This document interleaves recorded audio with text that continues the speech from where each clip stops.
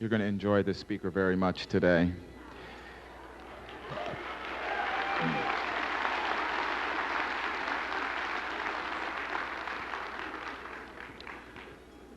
Michael Cremo is an author, and he has written 2 wonderful books, one called Forbidden Archeology, the other called Hidden History of the Human Race.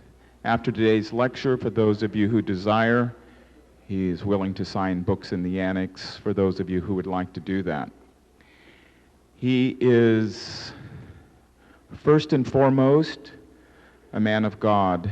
He has spent the last 25 years in the spiritual practices of Krishna consciousness and brings that element to us today with his talk.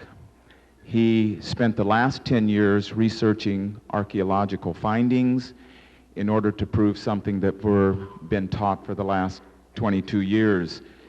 His approach to archaeology is not to prove Darwinian theory, but to prove that man was spirit first and then became matter, just like we've learned in involution.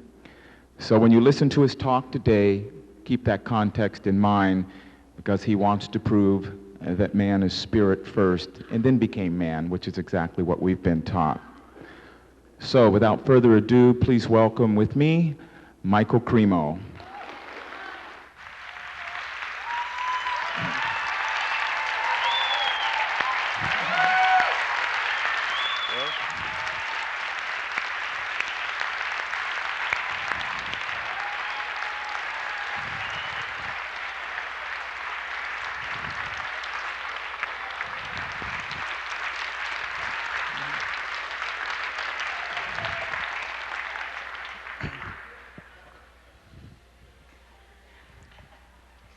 Good morning.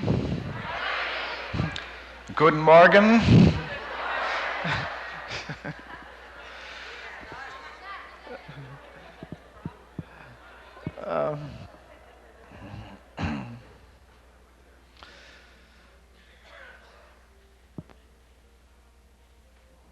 Okay, now this is my slide controller, right? Do I have to push it to get the first one to come? Forward. Okay.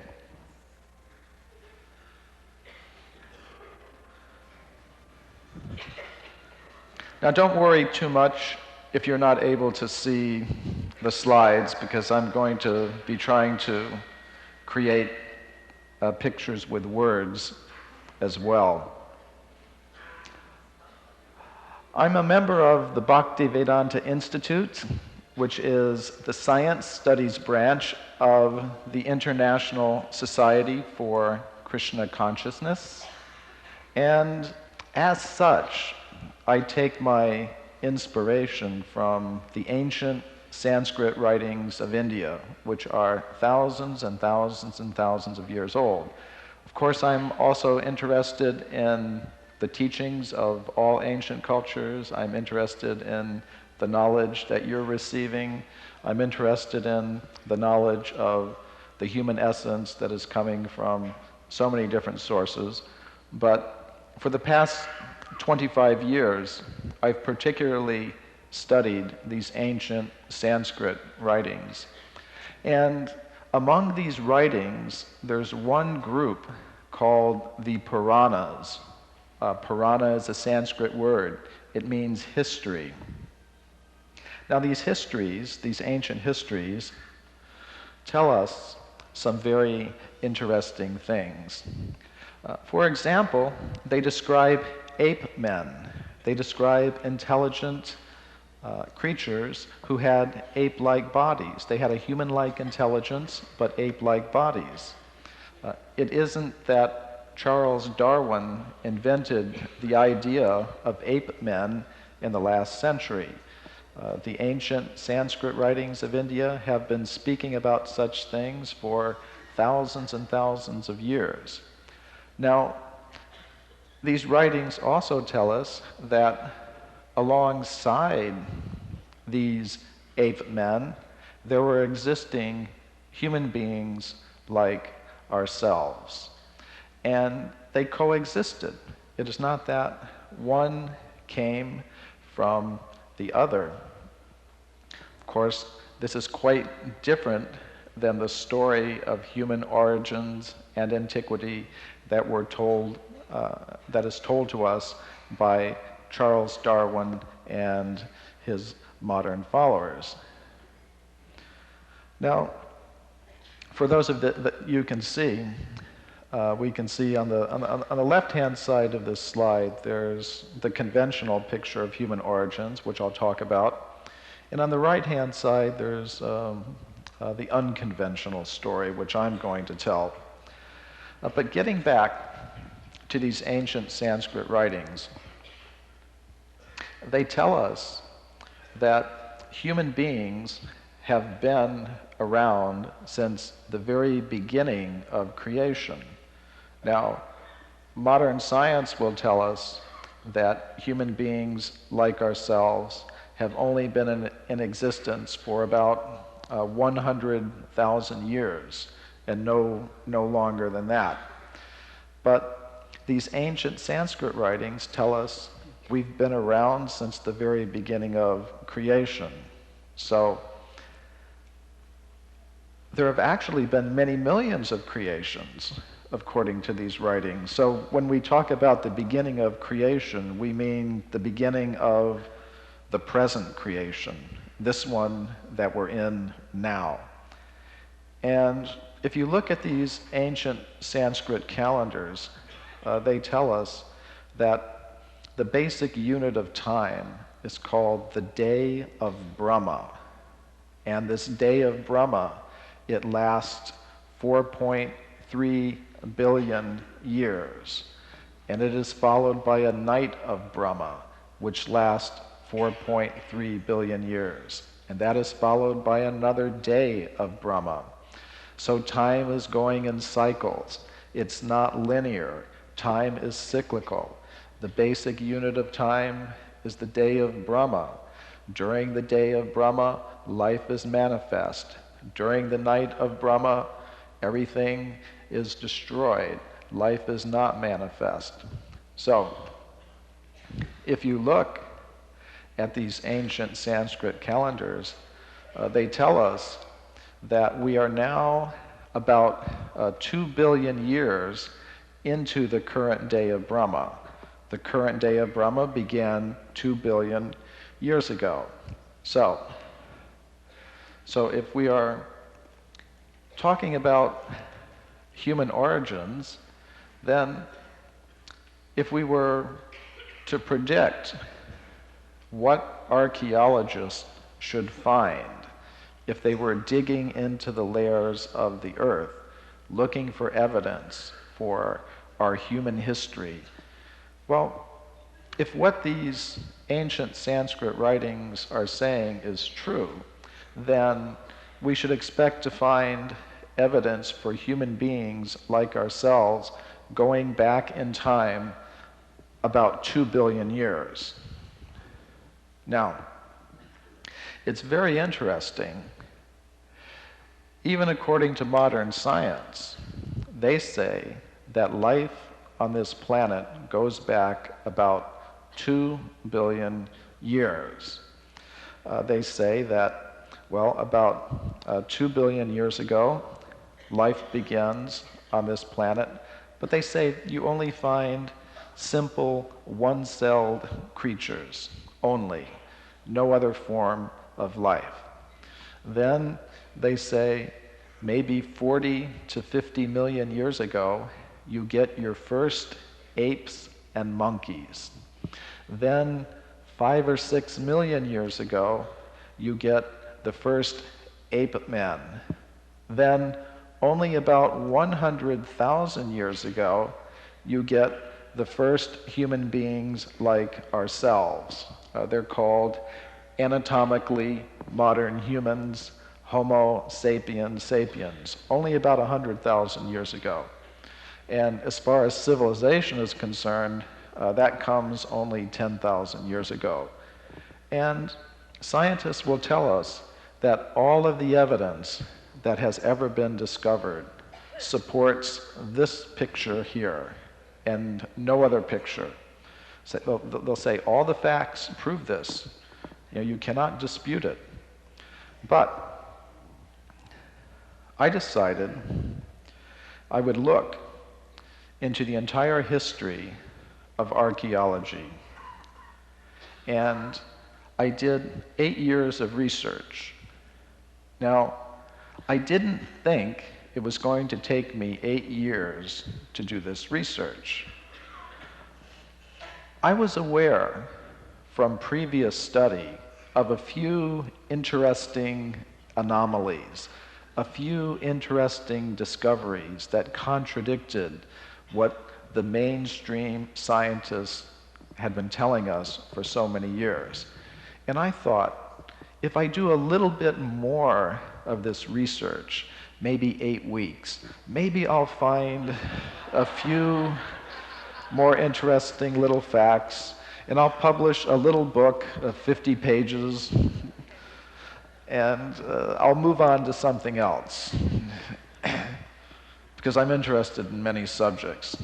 But I was quite shocked when I started looking into this history, going through the old archaeological literature in many different languages, in Russian, Spanish, French, German, Italian, getting the out-of-print books, the obscure manuscripts, and going through them and finding that over the past 150 years, archaeologists, anthropologists, paleontologists have been finding vast amounts of evidence showing that human beings like ourselves have been present through this entire period of time, from the present going back 2 billion years. Now that's very interesting. The oldest piece of evidence that I found was actually 2 billion years old. Now that could just be a coincidence that the ancient Sanskrit writings say that the current day of Brahma, the current creation, began 2 billion years ago. Could be a coincidence, but if it is, it's a very interesting coincidence. So what I would like to do this morning is share with you a few of these discoveries. Now, I could keep you here from now until December going through hundreds and hundreds and hundreds of these cases, but I'm going to share with you a few of them. Now, as I said, these reports, they come from all over the world. They come from discoveries made in many different countries, and it took a great deal of work to gather this information together, translate it from many different languages into English. This body of work, it's contained in my book, Forbidden Archaeology, which is about 900 pages long. It's just a huge amount of evidence, and this book has really caused some shock waves in the scientific world and among the general public. We can get into that later. But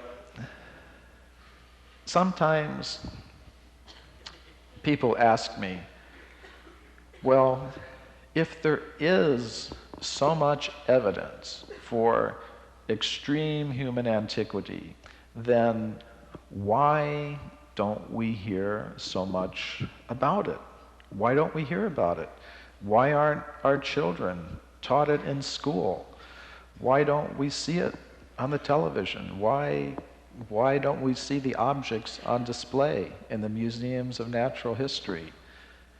The reason for that is what I call a process of knowledge filtration. Now we have this little blue box here. We can call it the knowledge filter. And it operates like this. This little blue box represents the fixed ideas of the scientific community at a particular point in time. And what happens is this: if reports are consistent with these fixed ideas, those reports pass very easily through this filter. You'll read about these discoveries in your textbooks. You'll hear about them. The objects will be on display in the museums. But if you have reports of evidence, and it can be very, very good evidence, just as good in quality and quantity as the other evidence, if it goes against these fixed ideas, it will be filtered out. The reports will be rejected. The knowledge will be suppressed. You won't hear about it. You won't read about it in your textbooks.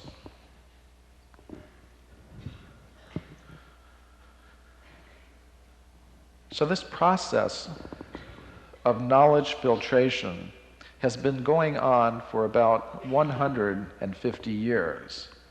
And I'm going to share with you some examples from the earlier periods of time when this knowledge filtering process first got started.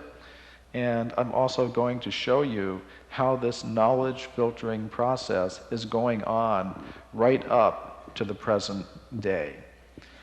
Now, one case that has always fascinated me very much is the California gold mine discoveries. In the last century, there was a gold rush in California. So miners were coming from all over the United States, from all over the world, to California to get the gold. And they were coming to places such as Table Mountain. And they were digging tunnels into the sides of these mountains. And they were digging through solid rock to get to the gold-bearing deposits. Now, sometimes inside these tunnels, hundreds of feet, even 1,000 or more feet inside these tunnels, in the solid rock, they were finding human skeletons, just like ours, not ape men. They were finding spear points. They were finding stone tools, stone weapons, hundreds of them, in many, many, many different locations. This is a photograph, a 19th century photograph of a stone mortar and pestle, one of many hundreds of such objects that were found in the California gold mines. Now, what makes these objects so interesting is they are found in rock that dates to the early Eocene period. Now, geologists, they divide up the history of the Earth into different periods, and we have some of the more recent ones here. So the Eocene period, it began about 55 million years ago. It lasted until 38 million years ago. The California gold mine discoveries belong to the early part of this period. So those skeletons and objects would be about 50 million years old. Now, if we had a Vedic archaeologist who accepted the ancient Sanskrit writings of India, well, that wouldn't be so very surprising, because a Vedic archaeologist would be expecting to find evidence for a human presence going back 2 billion years. So evidence for human beings in California 50 million years ago, not very much of a problem. But for your orthodox archaeologist who accepts the standard Darwinian ideas of human evolution, that is completely out of the question. They cannot accept that. They think that human beings capable of making such weapons and instruments came into being only 100,000 years ago, and even then just in Africa. So 50 million years ago in California, no way.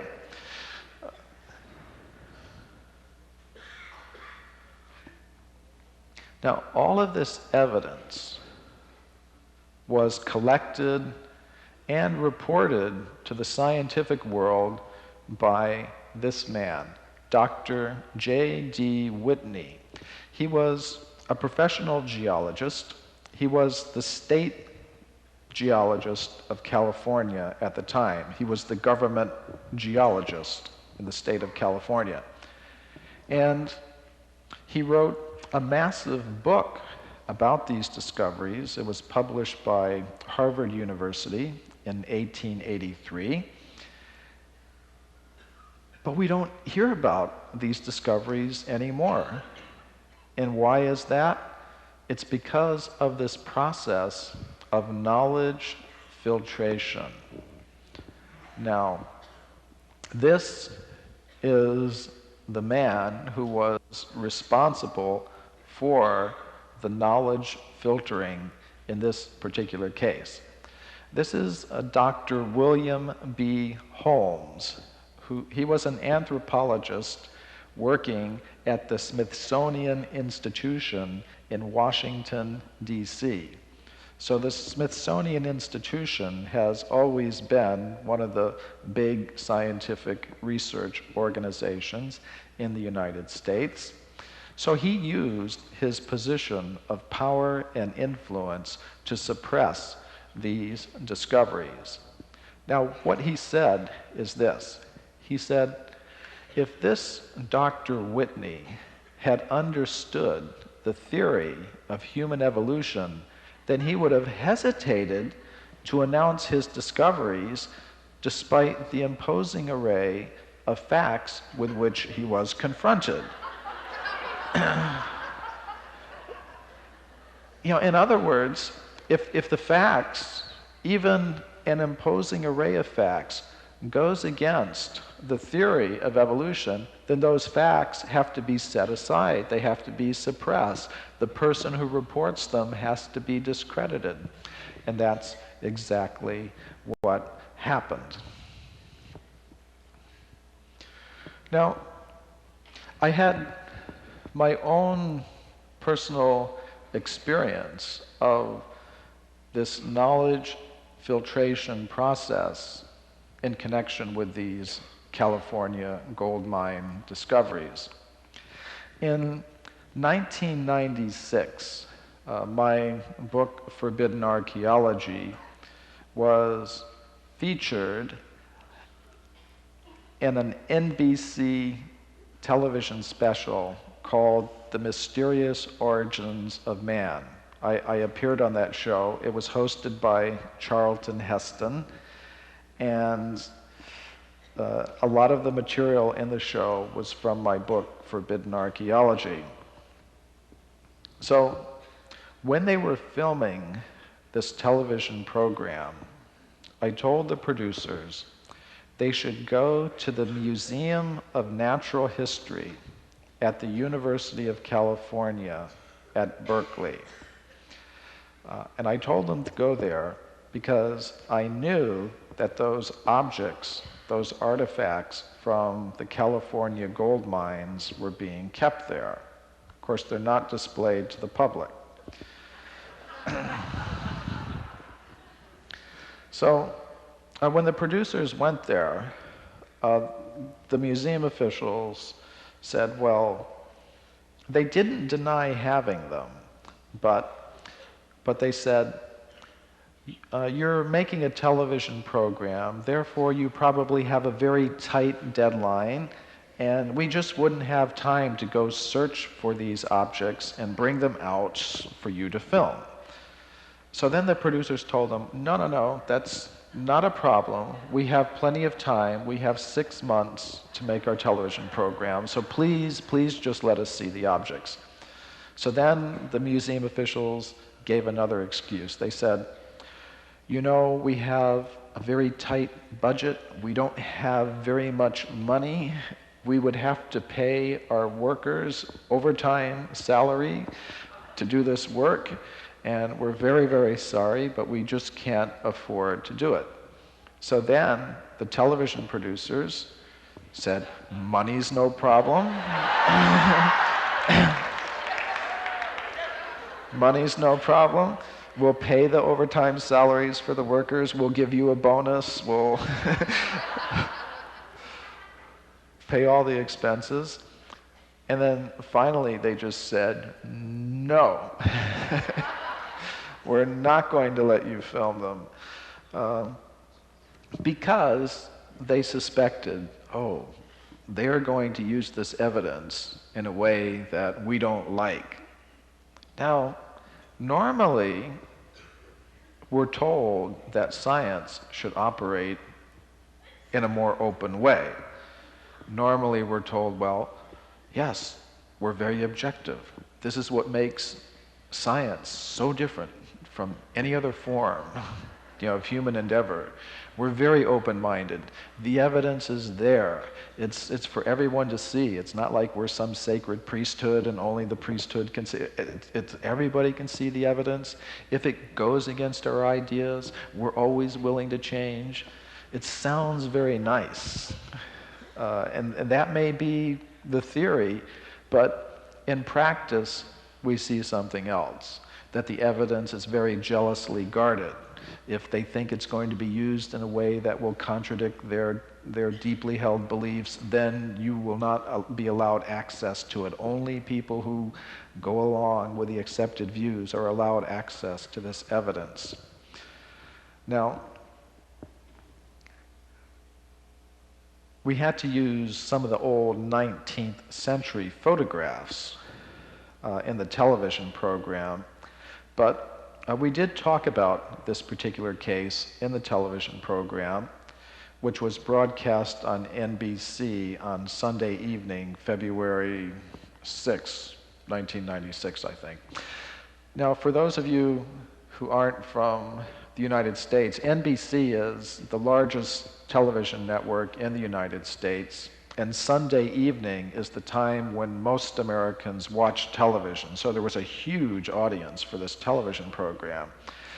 And it caught the scientists, the mainstream scientists, completely by surprise. They were just shocked beyond belief. They couldn't believe what they were seeing, because it was the first time in history that a big American television network had ever broadcast a program that challenged the standard Darwinian ideas about human origins. And you had Charlton Heston speaking.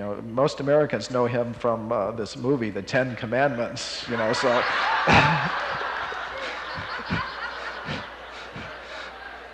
So he has a lot of credibility, it's saying his word of God,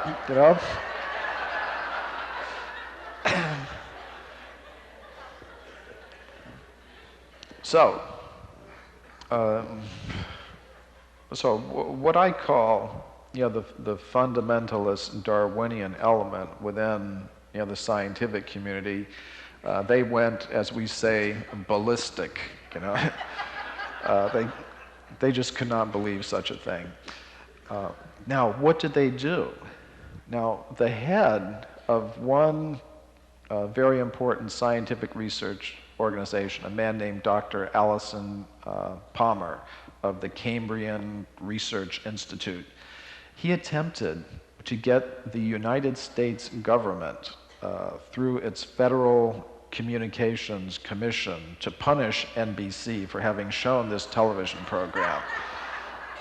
Now, the FCC, it's the organization, it gives the licenses to all the television broadcasting companies, so it's a very powerful organization.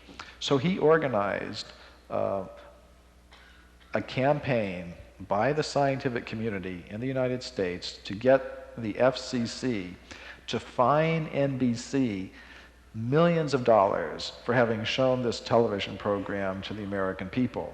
The scientists, now I'm happy to say that the government didn't do that. Maybe 10 or 15 years ago they would have, but I think there's a change going on in the world, and you're part of it. And I think there's people starting to realize in different levels of society that we have to change some of our basic ideas.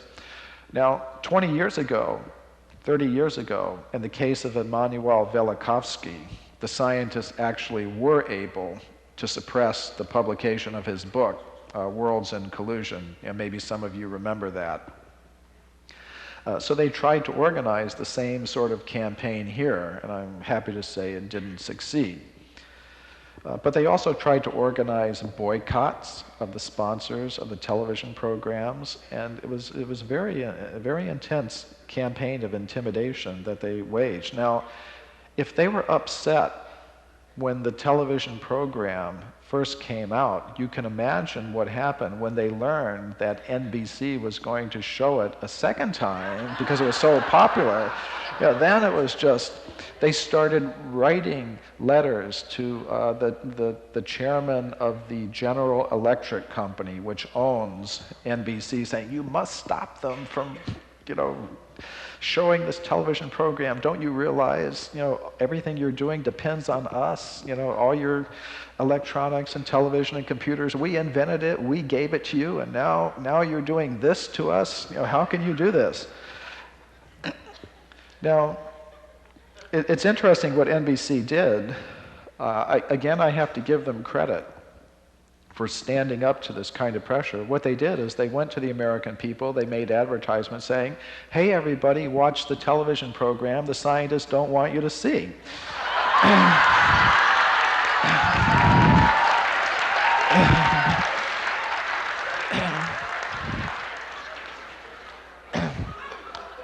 So, of course, then they said, I was watching the internet messages that were going back and forth among the scientists, and they said, boy, that sure backfired on us, didn't it?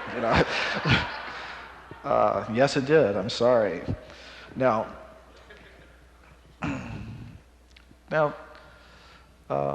last year I was speaking at some of the archaeology departments of some of the major universities in Europe, especially in Holland and Belgium and Hungary and other countries.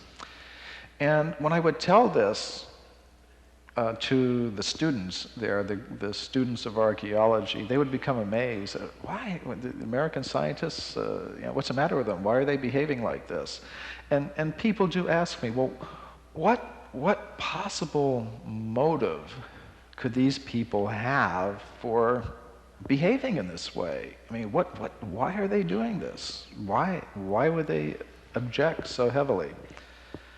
Now, when I was monitoring the internet traffic on the scientific discussion groups after this television program came out, because scientists were exchanging thousands of messages with each other on their scientific discussion groups. So I was looking at these messages and studying them very carefully. And I found there were two reasons why they were so concerned. The first was control over the educational system.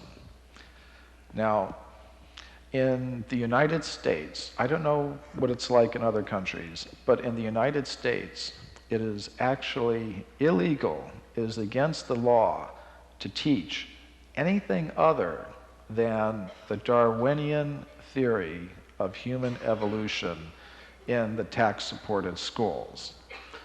In other words, it's an idea that is backed up with the full power of the state. Now, I guess that's a pretty good position to be in. If you've got the United States government, the United States court system, the United States police system backing up your particular point of view and saying nobody else can teach anything else, that's actually a pretty good position to be in. And I think they want to keep things like that. They have an organization called the National Center for Science Education. And the purpose of this organization is to keep the Darwinian ideas of human evolution intact in the nation's tax-supported schools, all the schools that get money from taxes.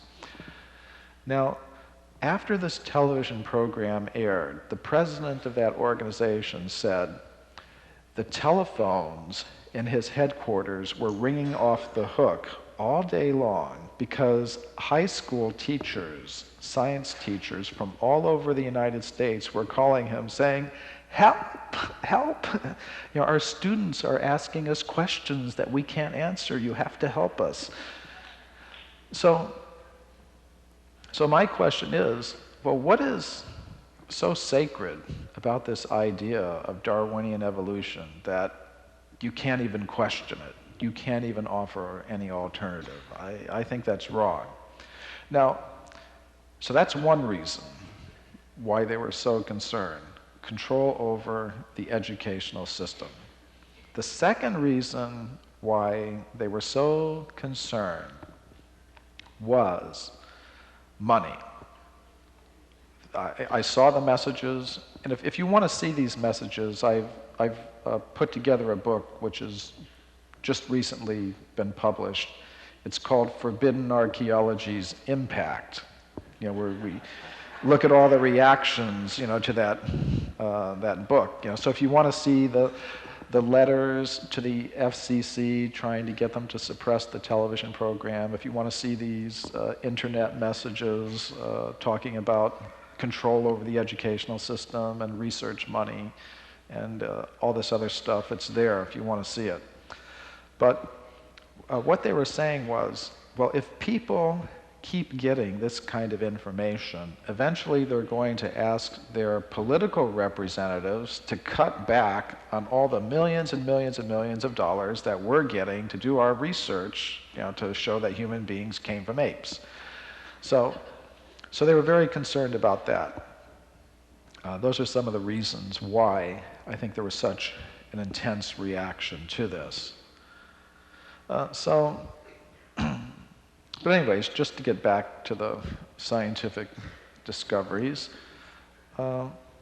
these California gold mine discoveries, they date back to about 50 million years ago, and according to the standard ideas, there should have only been in existence the most primitive apes and monkeys at that time.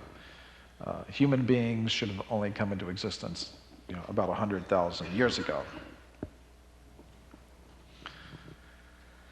Now, someone might say, well, maybe back in the 19th century there could have been some discoveries that there could have been some questions about, and now everybody's dead and gone that was involved with those discoveries, so perhaps maybe we really can't get at the truth, and certainly they say nothing like this is happening today.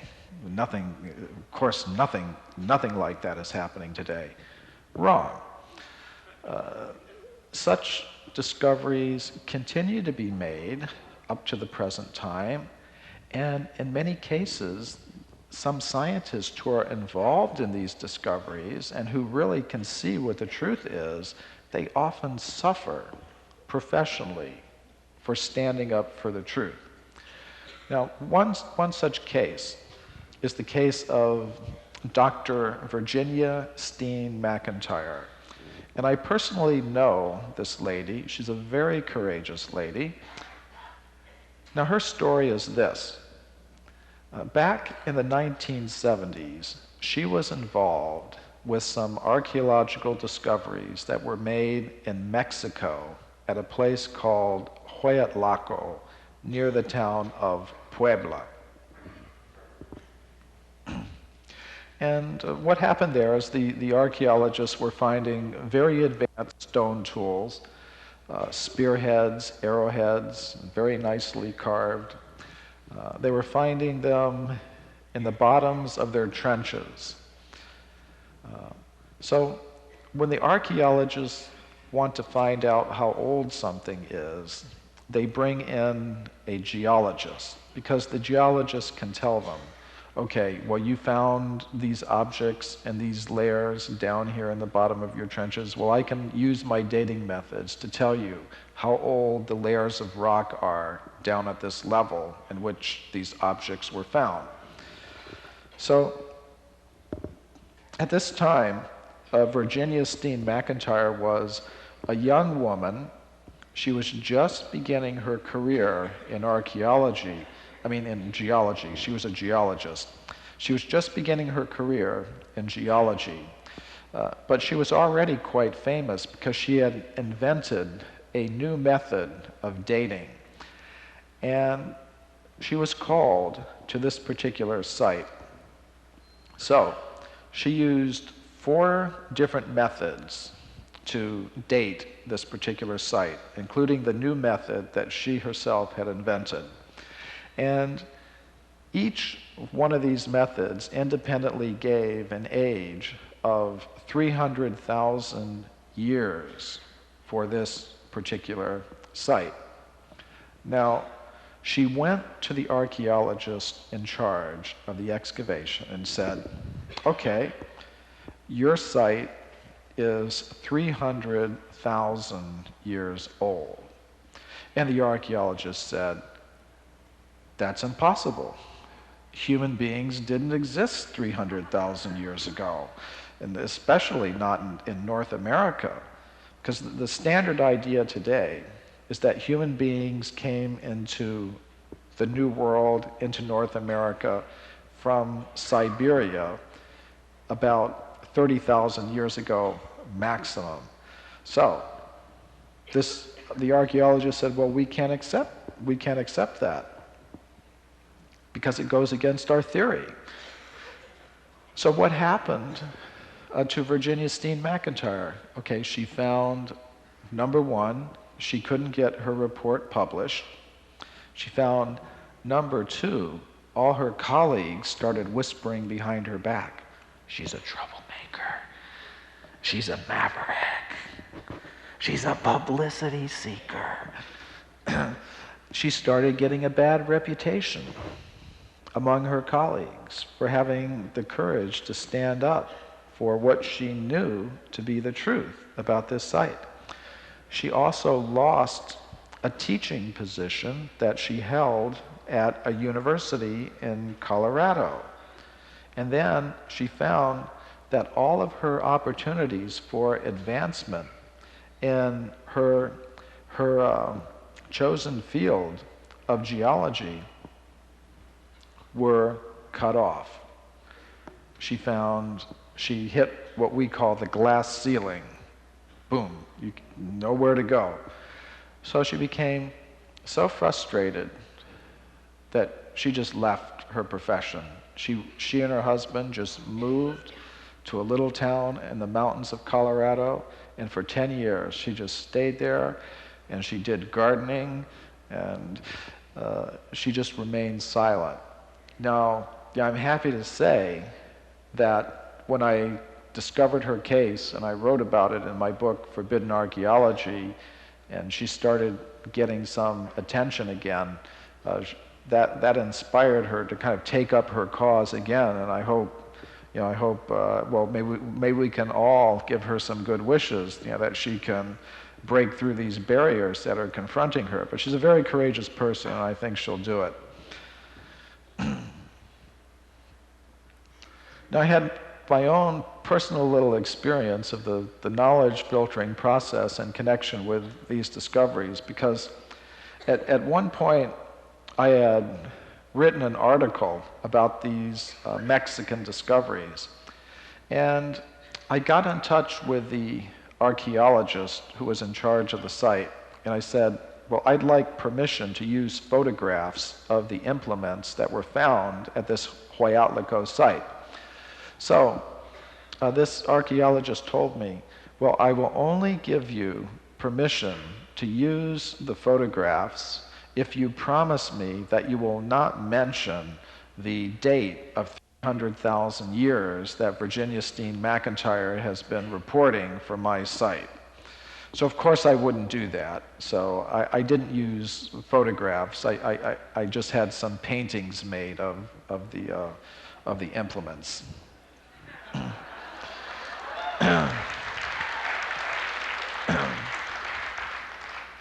Now there's another interesting little case. This particular set of discoveries isn't that old, but it's another case in which a scientist suffered a great deal professionally because of some discoveries. There was a Dr. Robert E. Lee who made some discoveries at Manitoulin Island in Lake Huron in Canada, on the border with the United States. And this was a site called Cheguianda in Ontario, and he discovered many beautifully carved stone arrowheads and scrapers there. And he found them in layers of rock that are about 125,000 years old. So that's not so old, but for America, it's pretty unusual. Because as I said, the standard idea is that human beings didn't come into North America until about 30,000 years ago. And this is 125,000 years old. And also, we have the idea that human beings of the anatomically modern type, who are normally the only ones capable of making these kinds of implements, it is said they came into existence only about 100,000 years ago. This is Dr. Lee here, working on the site. So when he reported this, he experienced the same kind of thing that Virginia Steen McIntyre experienced. He found he was called all kinds of bad names. He found he couldn't get his reports published. He was fired from his position as an archaeologist at the National Museum of Canada. His superior, who had tried to help him get his report published, was also fired. All the objects were taken and put in the basement of the museum, the National Museum of Canada, and not displayed to the public. And the site itself was bulldozed over and converted into a resort.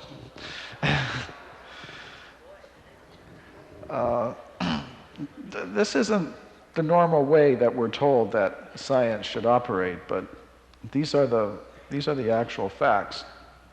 Of course, it is interesting that in the 19th century at Trenton, New Jersey, a researcher for the Smithsonian Institution found some anatomically modern human bones in layers of rock that are about 125,000 years old, the same age as the stone tools that Dr. Lee found in Canada.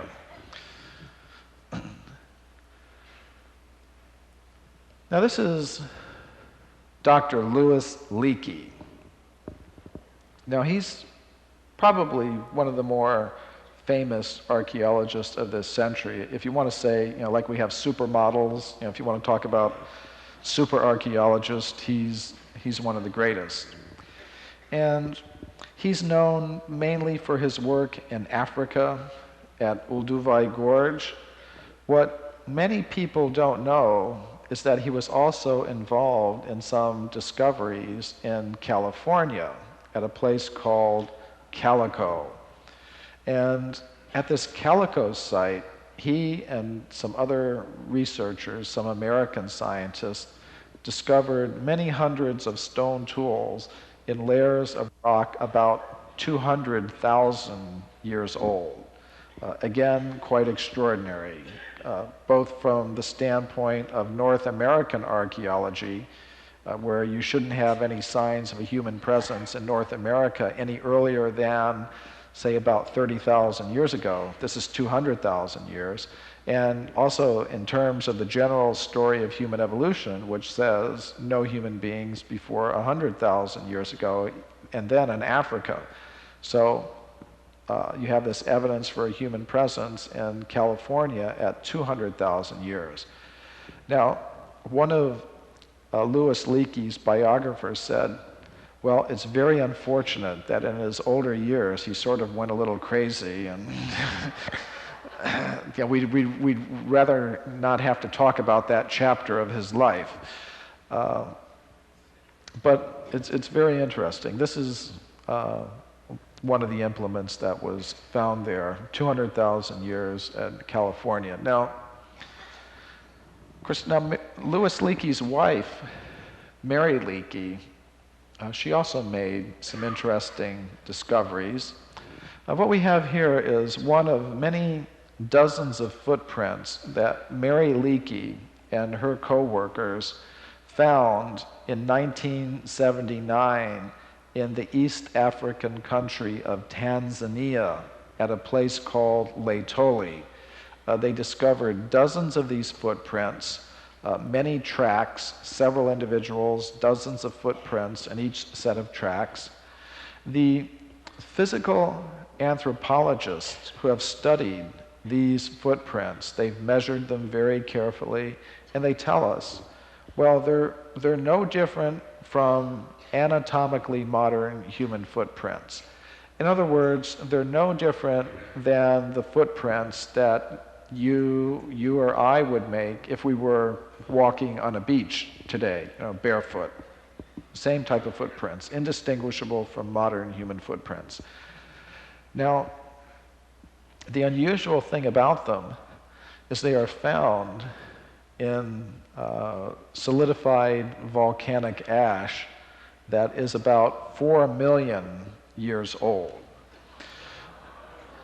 Now, from the standpoint of our imaginary Vedic archaeologists, that wouldn't be a problem because, well, he or she would be expecting to find evidence for a human presence going back as much as 2 billion years.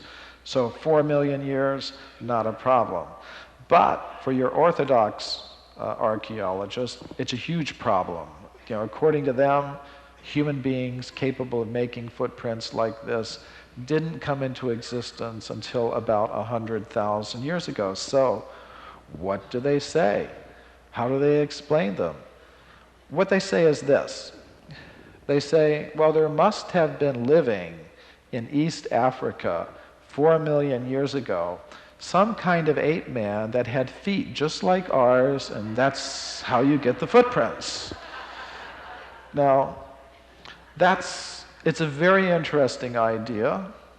Unfortunately, there is no physical evidence to back it up because they already have the skeletons of the ape men that they say existed 4 million years ago in East Africa. They call them Australopithecus, the most famous of which is the famous specimen Lucy, discovered by Donald Johanson. Now, they also have the foot bones of those creatures, and their feet are quite different from anatomically modern human feet. For one thing, they have toes 1.5 times longer than the average human toe. The foot structure differs in many, many different ways.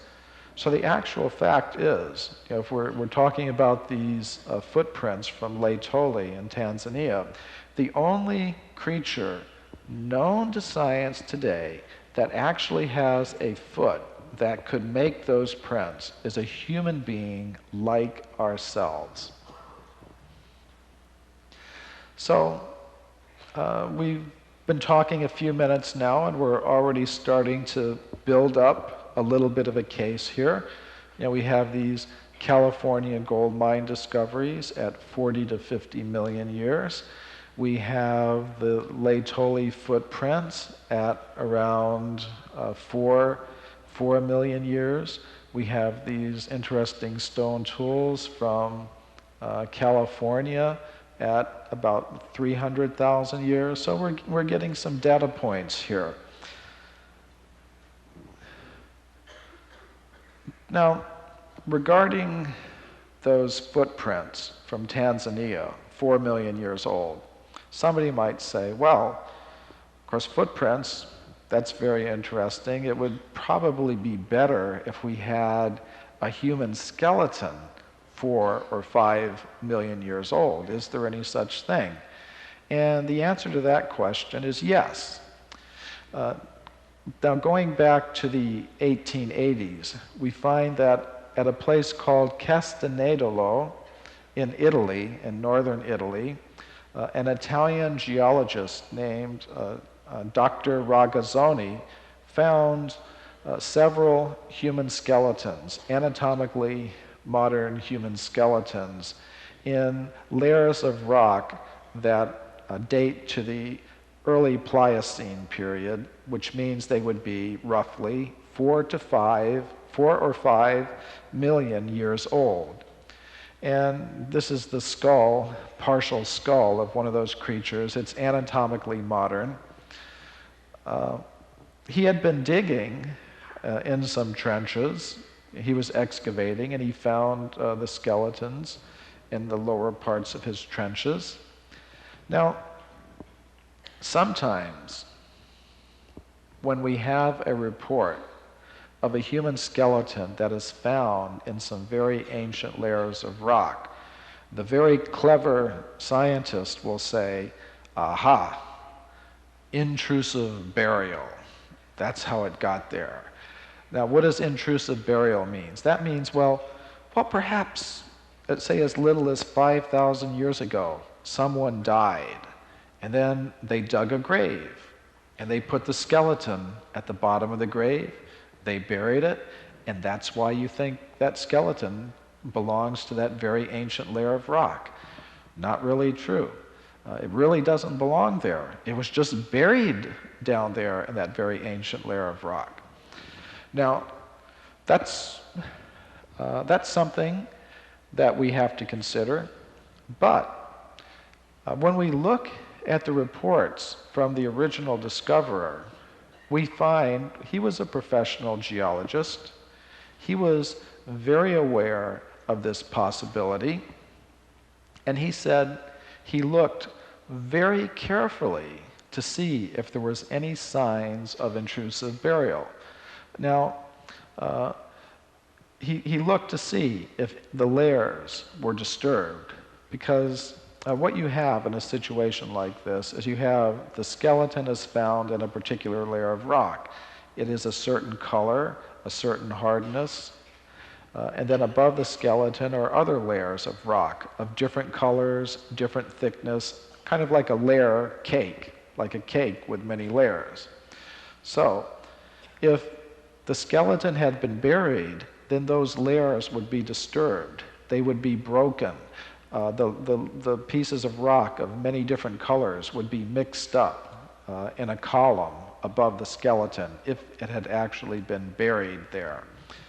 So the original discoverer, he looked very carefully. He said, you don't have a situation like this where all the layers are disturbed, but he said all the layers above the skeleton were undisturbed, and therefore that means the skeleton is actually as old as the layers of rock in which it was found, about 4 or 5 million years old, the same age as the footprints discovered by Mary Leakey in Africa in 1979. Now let's go to another part of the world where we have some discoveries roughly the same age.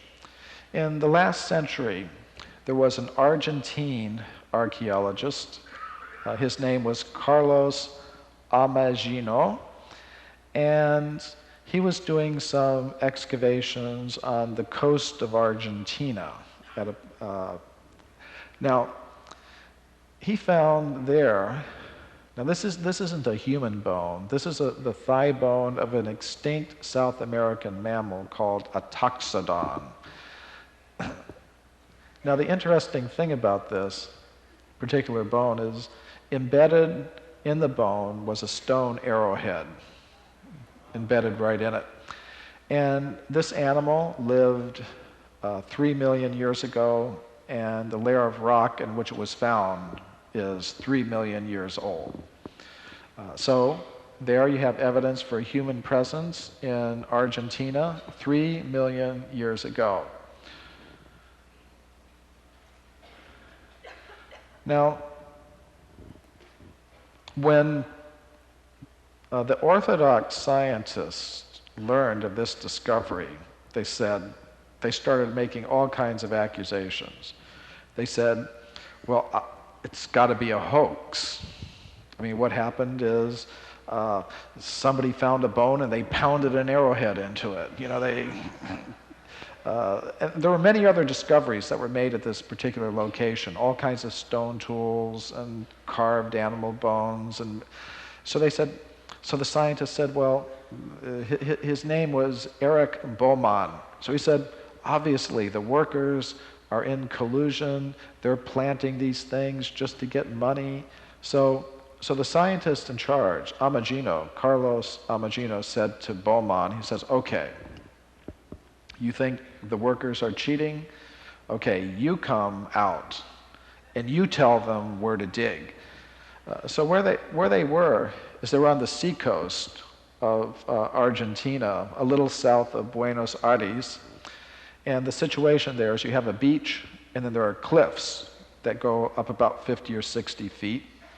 So he said, okay, you pick, Professor Beaumont, you pick a place to dig. So Professor Beaumont, he's looking at the cliff, and he goes, all right, dig there. So the workers go, and they start digging, and they come up with these Ebola stones, 5 feet into the side of the cliff, right under his eyes.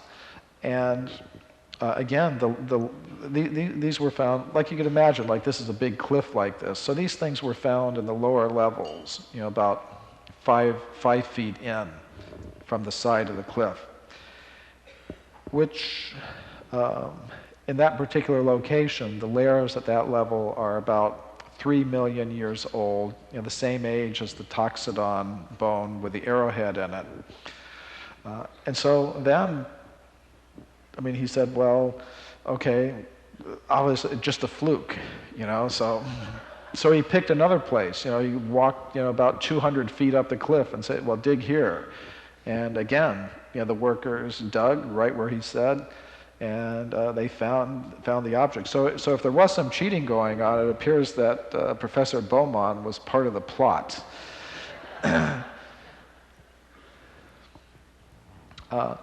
So we're adding some more evidence here. This evidence from Argentina at 3 million years, California evidence 40 to 50 million years.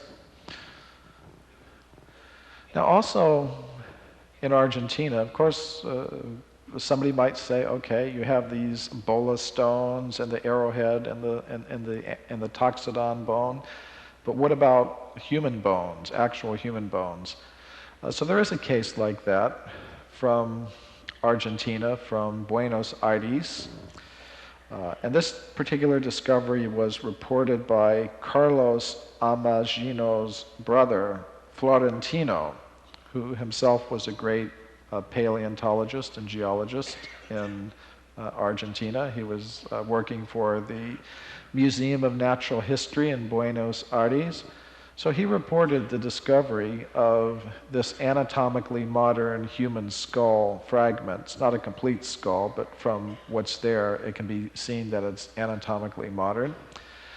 And this was found when workers were digging a dry dock at the harbor in Buenos Aires, and they were working about 45 feet below the level of the bottom of the river, and they found a thick layer of a limestone rock called Tosca in that area. They broke through that solid layer of rock, and they found the skull in this position, below this solid layer of rock. So when you find something in a situation like that, where it's completely covered by a solid layer of rock, that means it really is as old as the layer in which it was found. And this would be about 1.5 million years old at this level here, 1.5 to 2 million years old. So there's actually abundant evidence for anatomically modern humans existing in South America 2 to 3 to 4 to 5 million years ago. Of course, I was just reading on the plane coming here a new edition of U.S. News and World Report, which has a big article in it where some scientists are trumpeting the discoveries, some recent discoveries in South America that they say push the origins of human presence in South America back to 15,000 years. Wow. They just don't know the history. Even the professionals in these fields, they are not aware of these histories because the process of knowledge filtration has just been so complete that even professionals in these fields, they're not even aware of these discoveries. When I go to universities and I speak to archaeologists and students of archaeology, I tell them, at least you should be aware of the entire data set that is relevant to your discipline, to your field of study.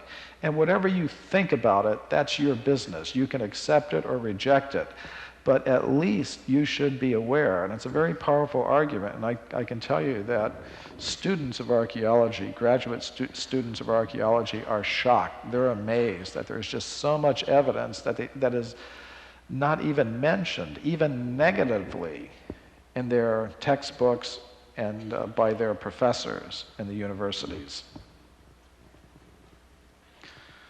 Now, this is Java, a site called Cremo. And this is where the first missing link, so-called missing link, was discovered by a Dutch physician, Eugene Dubois, in 1891, 92, 93. And this is, well, before I get into this particular discovery, I just wanted to say that this particular discovery was one of the things that got me interested in this whole 8 years of research that I did for my book, Forbidden Archaeology. Because Charles Darwin wrote his book, The Origin of Species, in 1859. And there, we get the idea, well, human beings perhaps came from the apes. So I would have thought that right from that moment, scientists from all over the world would have been going out looking for the missing link and trying to find it and reporting it. But when I look in the current textbooks, when I was starting in 1984, when I was first getting involved in this research, well, I looked in the textbooks and I saw, okay, Darwin writes his book, Origin of Species, 1859. First missing link is discovered in 1893. So what was going on, during the 30 years in between? Seemed very strange to me. I thought, well, something seems very strange here. I don't know what it is, but let me investigate. So I sent one of my research assistants to a university library, and I told him, get me some archaeology books from 1880, 1870. I just want to see something. So he brought me the books. Some of them were in French, some in German, some in English. I started looking at them, and I was very amazed because what had happened was, indeed, right from the time Charles Darwin wrote The Origin of Species in 1859, scientists were going out all over the world. They were digging, and they were finding things, but they weren't finding the missing link. What they were finding is evidence for human beings like ourselves, going back 30, 40, 50 million years. And then, well, what happened when they made this discovery in Java, the Java ape man? He turned out to be less than 1 million years old. So then they had to decide, okay, we've got our missing link. It's 1 million years old. Now, what are we going to do with all this evidence that we discovered over the past 30 years of human beings going back 30, 40, 50 million years? We have to get rid of that. So they did. And ever since that time, whenever anything that is discovered that shows that human beings have been around for longer than 100 or 200,000 years, whenever that comes up, it just goes into the waste can, one way or the other. But considering how influential this Java ape man discovery was, I want to share with you something very interesting about it, something that most people don't know. Now, the discovery consisted only of 2 bones. One was a partial skull, the top part of a skull that had very big eyebrow ridges. In other words, very ape-like.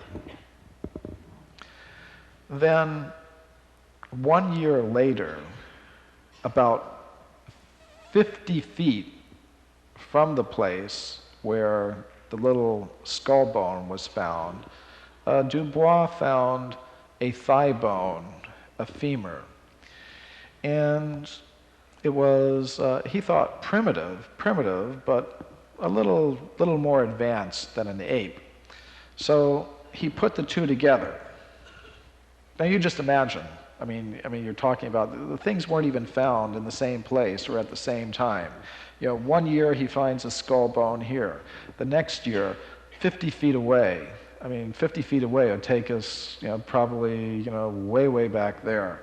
So then he puts the two together and says, okay, this is the ape man. You've got and for,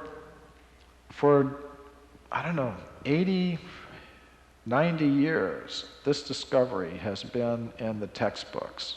The bones are displayed in the museum. It's considered one of the biggest discoveries ever made, the first missing link. What most people aren't told is that in 1973, some English scientists studied this thigh bone, and they found it's not an ape man thigh bone at all. It's anatomically modern. It differs in every respect from any Homo erectus or Neanderthal or Homo habilis thigh bone that's ever been found. It's indistinguishable from an anatomically modern human thigh bone. So, what does that mean? It means,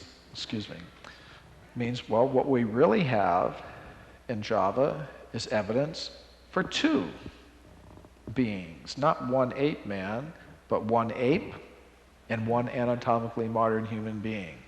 And this since this has always been given an age of about 800,000 years, we have to take this as evidence for anatomically modern human beings existing in Java 800,000 years ago. And just recently, just last year, this is a little side point, some Australian and European archaeologists working in Flores Island, which is near Java, it's part of Indonesia, discovered some very advanced stone tools about 800,000 years old in Flores Island. Now, because the stone tools were 800,000 years old, they thought that they couldn't be the work of human beings like ourselves, anatomically modern humans, because as we know, they would say human beings like ourselves came into existence only about 100,000 years ago. So you have these very advanced stone tools existing here on this island 800,000 years ago. So they would say they had to have been made by the ape man Homo erectus. Now, that poses a problem, because this island is surrounded by ocean. So how did Homo erectus, this ape man, this unintelligent ape man, get to that island? Well, they said, well, probably had to come by boat. Now, the earliest evidence of intentional travel by boat, human beings building boats and traveling from the mainland to some island and populating it, that comes from Europe. From the Mediterranean. Some of the Mediterranean islands were settled about 25,000 years ago. So that's the oldest existing evidence for boat building and traveling. So now they're going to say, now what we have to do, they said we have to upgrade the cultural level of Homo erectus. Got to dress them up in a suit and tie and give them, but there's another alternative. Actually, you could say, well, we should take those stone tools and their presence on Flores Island as evidence of the presence of anatomically modern humans like ourselves. And there's evidence to support that, because you go back to Java and you find that Java ape-man, so-called Java ape-man thigh bone turned out to be anatomically modern. It's also 800,000 years old. The stone tools on Flores Island, the anatomically modern human thigh bone from Java, they're the same age, 800,000 years.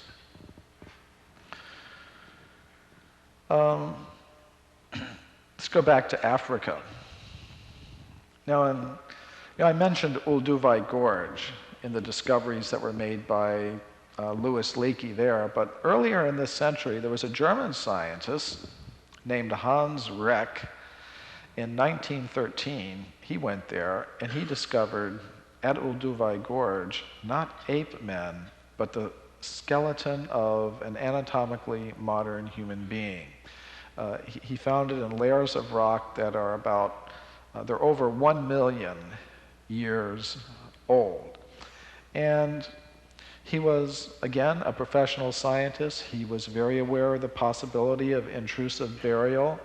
He looked very carefully at the layers above the skeleton. The skeleton was found in what's called Upper Bed 2 of Olduvai Gorge. There are many layers of rock above that. He looked very carefully to see if there was any disturbance of the layers. He looked very carefully to see if these layers had been broken through and if there was any mixture of this, for example, this white layer down here around the skeleton.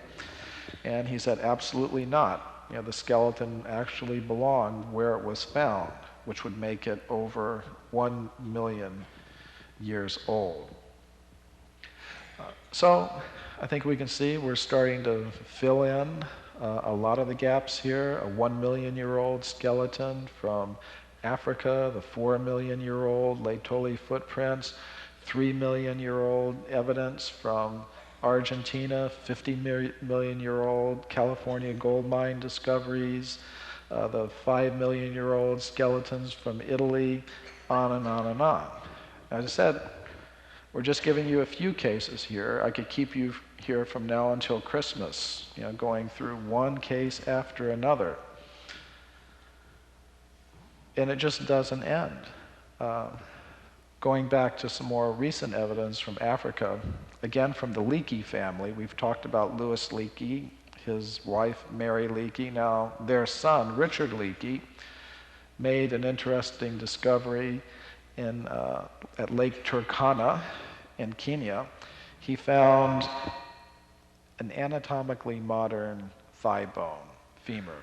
Now he considered that it must have belonged to some ape man because it was 2 million years old. But he himself said, when he described it, he says it is indistinguishable from an anatomically modern human femur. Now he wanted to call it Homo habilis, excuse me. Now Homo habilis, according to his picture, was very human-like from the neck down and very ape-like, from the neck up. But a few years later, some scientists, Donald Johanson and some of his co-workers, actually discovered an entire Homo habilis skeleton, and it was only about 3.5 feet tall, and it was very ape-like from head to toe. And its thigh bone was very ape-like, not at all like the one that Richard Leakey found, which is, in Richard Leakey's own words, indistinguishable from that of an anatomically modern human. So it would appear to me that Richard Leakey has actually found some evidence for anatomically modern humans existing 2 million years ago in Africa. Now, Richard Leakey had some very interesting things to say about my book when it came out. He said, "This is pure humbug. Nobody should take it seriously but a fool."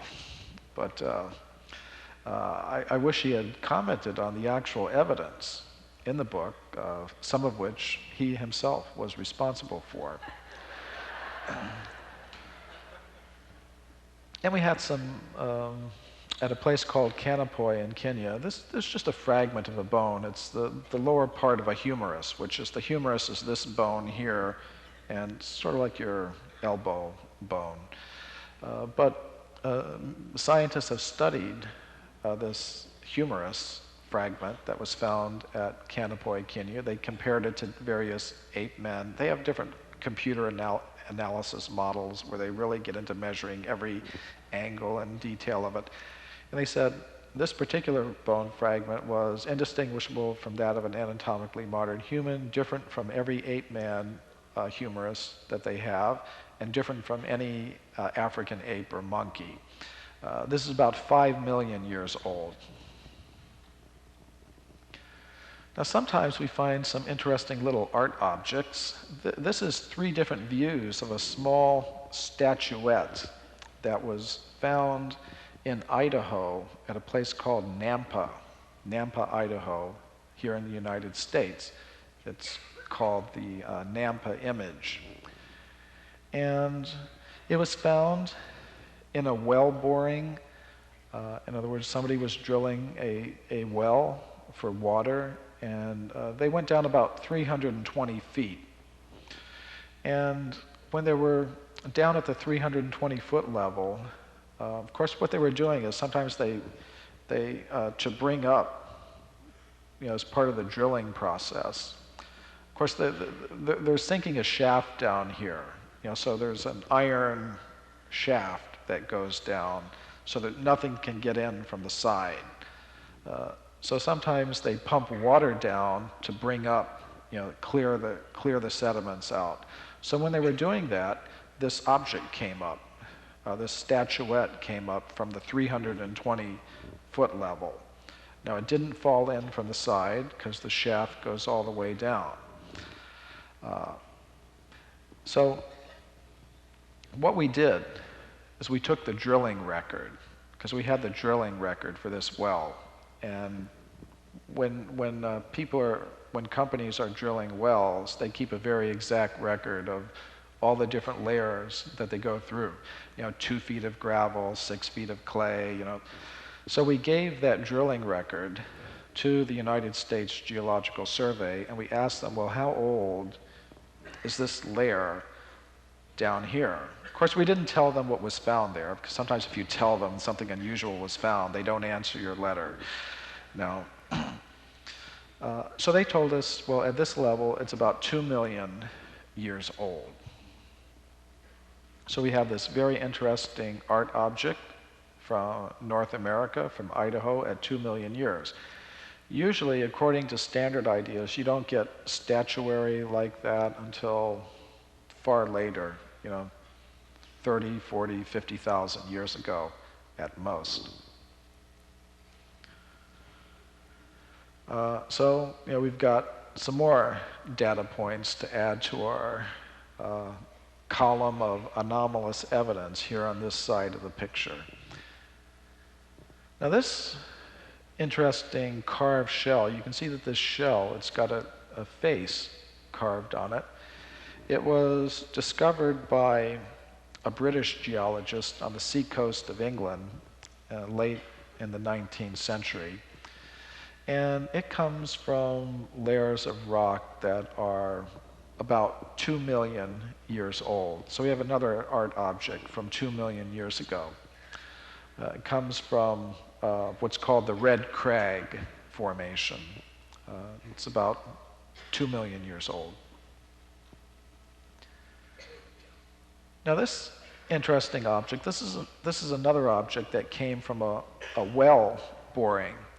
It's a copper coin-like object. The original material was copper. It has some kind of picture on it, some kind of script that nobody's been able to read. It came from the state of Illinois at a place called Lawn Ridge. It came from 114 feet below the surface of the ground. And from information that we got from the State Geological Survey of Illinois, the layers from which this object came are anywhere from 200,000 to 400,000 years old. Now, according to your standard accounts, the first coins known in history were invented in Asia Minor in a country called Lydia about 800 BC. So we have a coin-like object as much as 200,000 to 400,000 years old from North America. Now this is a picture of a Belgian geologist named Dr. Rutot.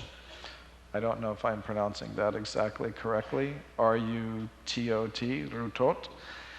And he made some very interesting discoveries in his country. He discovered hundreds of stone tools and weapons in layers of rock about 30 million years old. Now, I mentioned earlier, in connection with those California gold mine discoveries, that we weren't able to get into the museum to see the objects.